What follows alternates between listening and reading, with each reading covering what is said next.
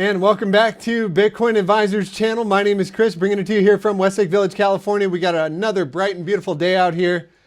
And blood in the streets, right? Buy while there's blood in the streets, even if it's your own blood. And again, that's not financial advice. I'm not a financial advisor, but I wouldn't be buying anything right now until we get a macro reversal on our hands. And what do I mean by macro reversal for Bitcoin specifically? And that's what everybody wants to know. How do we know the bottom's in? How do we know the bottom's in? When is the bottom in?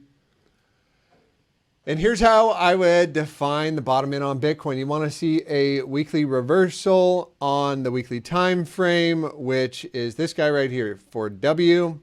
And you want to see the exact opposite. You want to flip this, invert the chart. How do I invert the chart? There is a button for that. Off the top of my head, I don't have it. But just imagine this thing flipped upside down and you're making higher highs and higher lows, vice versa. We are making lower highs and lower lows on the weekly time frame. And yeah, we did say, hey, look, any kind of bear market rallies, just expect them to be that, bear market rallies. And so again, you know, what you want to see for a macro reversal, the first beginnings of a macro reversal start with Bitcoin. You know, it would have to bounce here. We'd have to see a wick all the way up here with kind of a hammer and then a closure above 25, a higher high, higher low. And now the pivot's actually going to be 20,100. And I would say this, as long as we are closing dailies below this pivot right here at 18,721, pressure remains to the downside. An extremely likely continuation. We have a bit of a black swan event paired with bad economic data, you know, higher interest rate environment. They're sucking liquidity out of the market. Who cares if the stock market bounced 5%? It's down 30% for the year, something like that. And most major stocks, especially tech stocks, are absolutely obliterated this year. Like Tesla and Facebook, they're down 60%. And Bitcoin is just a higher beta tech stock. And then when you have a black swan event where, you know, a hedge fund has to liquidate a bunch of coins and an exchange gets shut down, my heart goes out to all you people out there with FTX or that had your money at FTX. We use an insured custodian over at Kingdom Trust for all of our crypto IRAs, so nothing to worry about there. On the other side of the fence, what did I want to bring up today? So we wanted to talk about the volatility signature move that we've been talking about and harping on for months and months and months. We said, hey, look, when it does happen, it's going to be extremely powerful. Why? Volatility was low for a very, very long time. And how did we define the beginning of the move was expansion, the BBWP, our volatility indicator, getting above the 20 percentile, which was right here on November 7th. So did the move start there? Yes, indeed it did. Big red candle, and we're 6 days into this 2-day move. So we've been talking about it. The average move for a 2-day volatility expansion is about 40%. So where would 40% down from this candle bring you? That is in the 12.2. And again, this is not exact science. It's more of an art form. You know, no guarantees here, just statistics and probabilities here. Nothing more, nothing less. But, you know, you could say the average move about 40% when volatility expands. And then what do we expect? The momentum indicator to get the direction of that move, which the Stokes were crossed down. So big red flags. We were talking about this. And as Stokes crossed down, rejecting the green 55, I mean, just a classic bearish divergence, hidden bearish divergence setup. And, you know, where do the big moves come? From the high to the low. Let's check this out here. Bear with me just a second. Getting our fib out on the daily time frame. So as you can see, the first target hit 1618 at 16,758. Second target's going to be 13,870. And then the really volatile moves, which, you know, again, it's not going to happen in one day. Everybody's talking about $10,000 Bitcoin. One thing I do want to note on the CMEs here is there is a gap all the way down here that likely gets filled at some point. Gaps like to get filled. And why do I say that? Well, it's gap theory, right? So very, very tiny gap, 97.60. We pretty much filled all the other gaps along the way, which there was one at this gap here at 19, call it 19,000. And then we had, what other gaps did we fill? Oh, this guy right here at, yeah, that was the same one. Call it 20,000 bucks. But as you can see, this gap eventually got filled, right? And we do have some gaps above here, and this is on the weekly time, so you can't really see them all, or the 2-day. But gaps above, right? Bear market rallies will happen, and, you know, there is a gap back here. So at some point, you know, $30,000 Bitcoin one day for Bitcoin. All right. So we're talking about that volatility. And notice on the daily time frame, Stokes are still pointed down and will remain down below 20,300.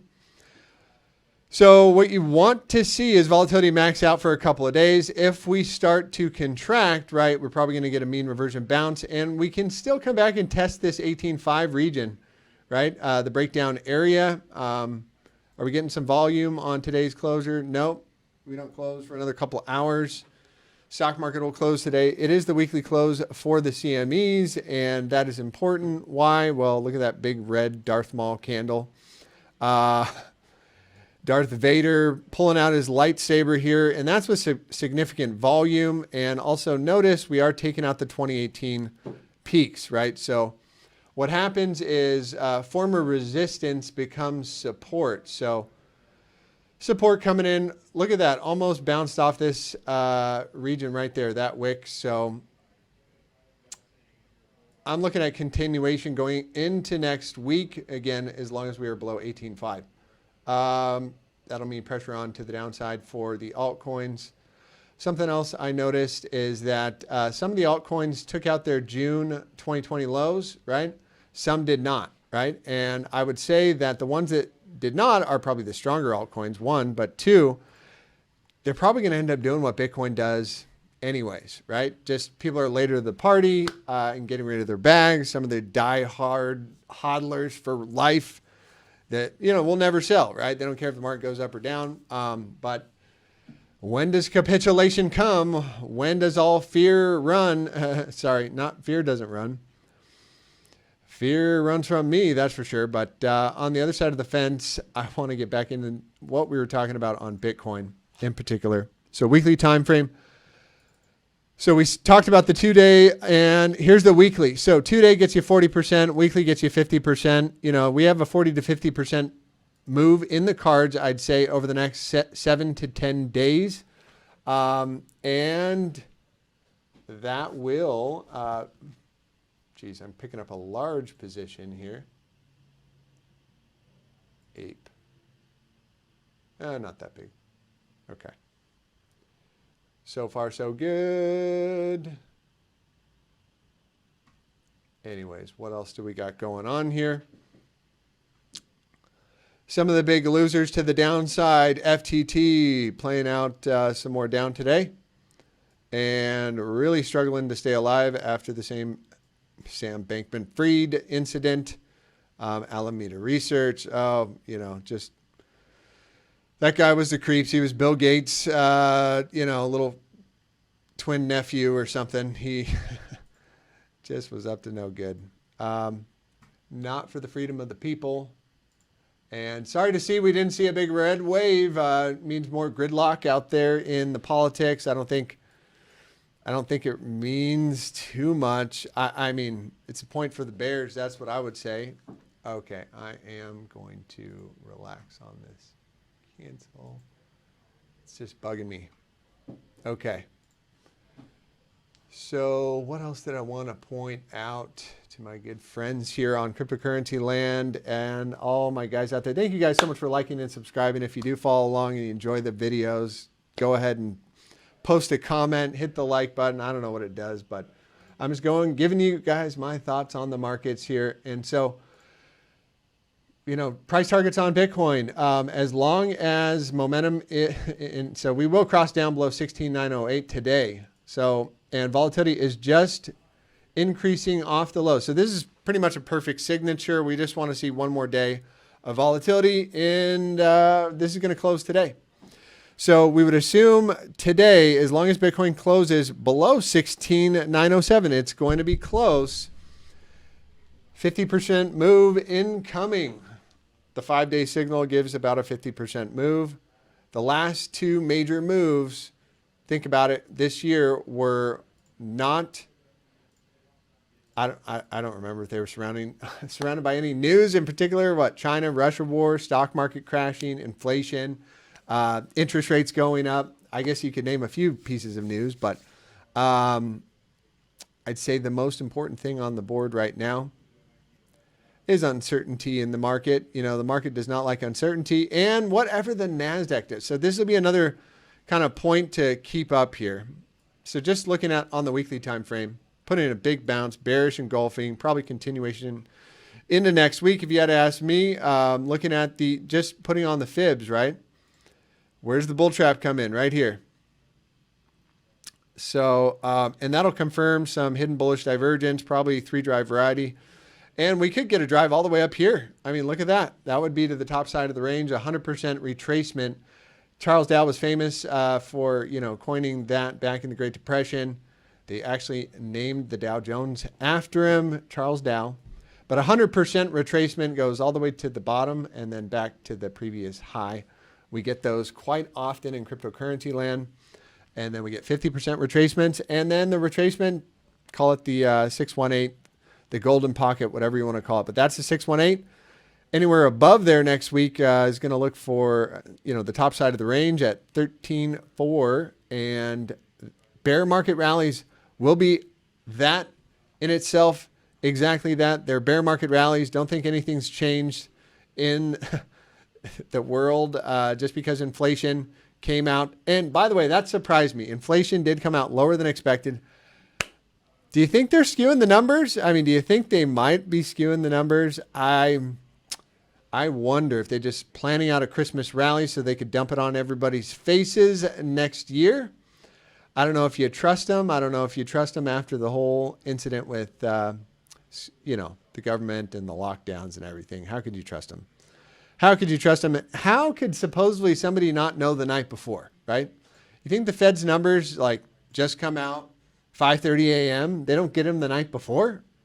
Probably weeks before? And they're not leaking that information to somebody? I mean, somebody's got to know. Somebody's doing the reports, right?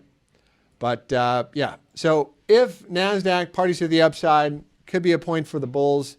Are we getting the decoupling that everybody was talking about? Well, stocks are up 1.5% and Bitcoin is down 5.10.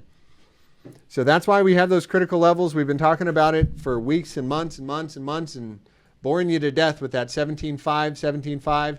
Below 17.5, it's kind of like air drops out, right? And, you know, CMEs went, I mean, so far, how deep did the dive go? So if we're expecting a 50% move, we're already down 30%. Where does 50% take us from the high? 40% gets you to 12. And CME, by the way, notice the premium 16,210 and 16,690.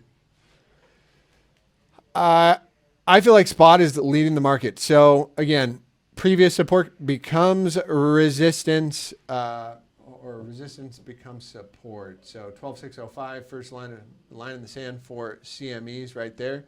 And usually we do bounce off the wicks. Could you call that a bounce? I don't know. What else lines up with our target here? I'm just going to show you using this, one of my favorite tools here, the 1618 fib. Is coming in right here at 9,800, right into these wicks. So, you know, are we going to get some bounces along the way? Probably a bounce at 14, a bounce at 13 or 12.5, and, you know, going to be bounces along the way. Again, not financial advice. I'm not a financial advisor, but I hope this is, you know, and not that I'm not a believer in Bitcoin. You know, it's just a risk-off asset, and we are in a tightening environment all around, all across the world. The Fed wants unemployment to go up, right? They want real estate prices to go down. They want people to stop spending so much money because even inflation at 7.7% is absolutely crazy, right? So the charts, that's why I like the charts ahead of the news, ahead of everything. You get it in the charts, and they don't lie to you. So I could say, I guess we were kind of aware of this move, planning for it, and now the course of action is, you know, where does the low come in? And we'll be going over that on the channel.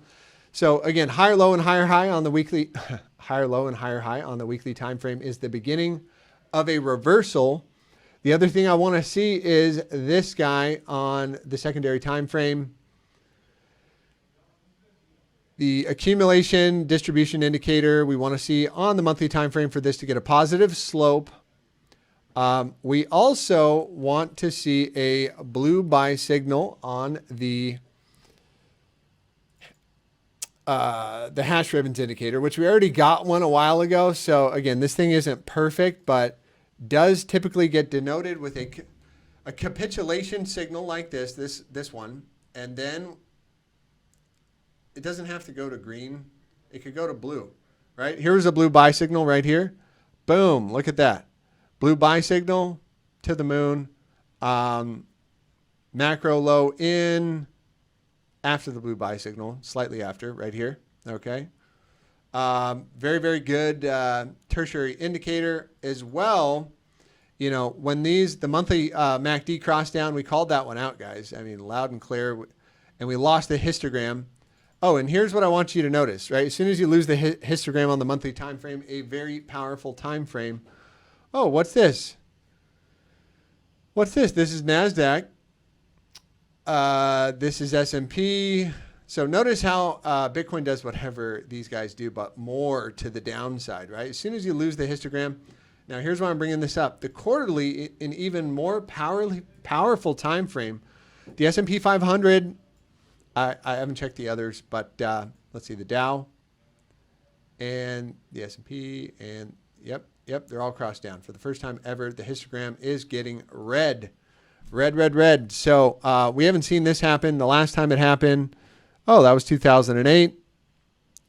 Oh no, that was 2001. Holy smokes.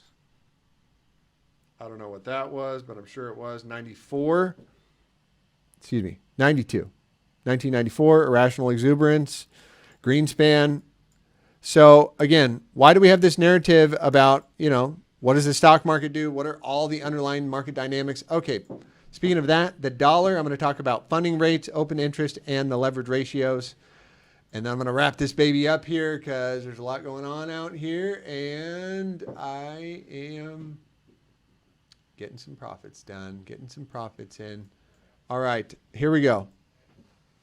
So Dixie, let's get on my original chart here and help us out here, Mr. Dixie. What are you talking about today? What did I want to show these ladies and gentlemen here on the monthly time frame? Oh yeah, we pointed this out a couple days ago. I said, hey, look, on the monthly time frame, you get a tick below this guy right here at 109.475. We're coming down to the 9 exponential. I thought we'd get a bounce off that green area. We shattered through it off of the news that inflation wasn't as high as Jerome Powell thought so. I doubt it, guys. I seriously doubt it. I think, you know, bear market rally, Christmas rally into the end of the year for the stock market. But we have one more inflation report coming, and this is looking bullish. I mean, this is looking really bullish on the monthly time frame. Bullish divergence crossing up above 11,282. Problem is we got 19 days left here in the month. So could we go like this? Spike up to the 9 and then back down? Absolutely. Volatility is to be expected. Bear market rallies to be ferocious. Everybody should be highly, highly aware of what a bear market rally is and how not to get trapped into it, right? You don't want to buy you don't want to buy the higher high. You want to buy the higher low, right? So all the bulls get sucked in here and then they throw it in their face, and a higher low will establish itself. And this is what you'd want to see on the weekly time frame if for a macro reversal, monthly macro reversal. Boom. Okay. Come back down, retest the channel.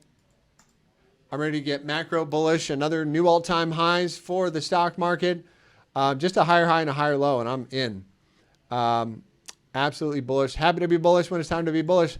like it is for the dollar. So this is what you want Bitcoin and NASDAQ and everything in a bull market to look like. This is the US dollar.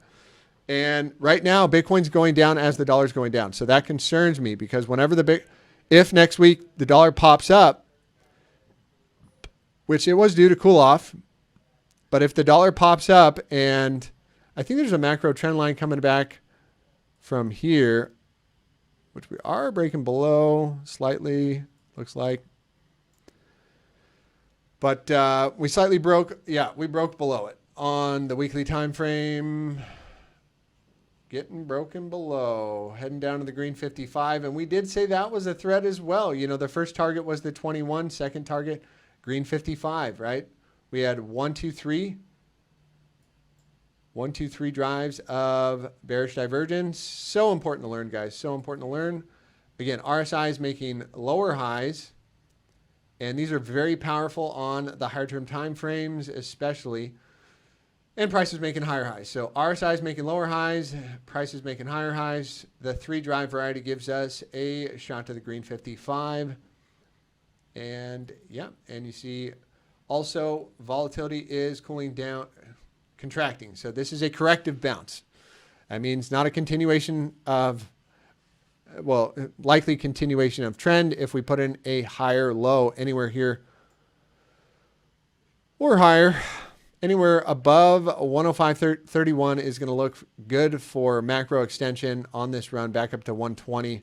Again, this is a weekly time frame. The month has a long ways to go. All right, I think that's so. Again, threat, if the dollar bounces next week, Bitcoin could get crushed alongside risk assets. This is the monthly look on Bitcoin, not looking too pretty at the moment. But where there is, you know, FUD, fear, uncertainty, and doubt, right? There's going to be capitulation at some point and a massive buying opportunity. So stay tuned on the channel. Don't forget, like, subscribe. Have a great day. Take care.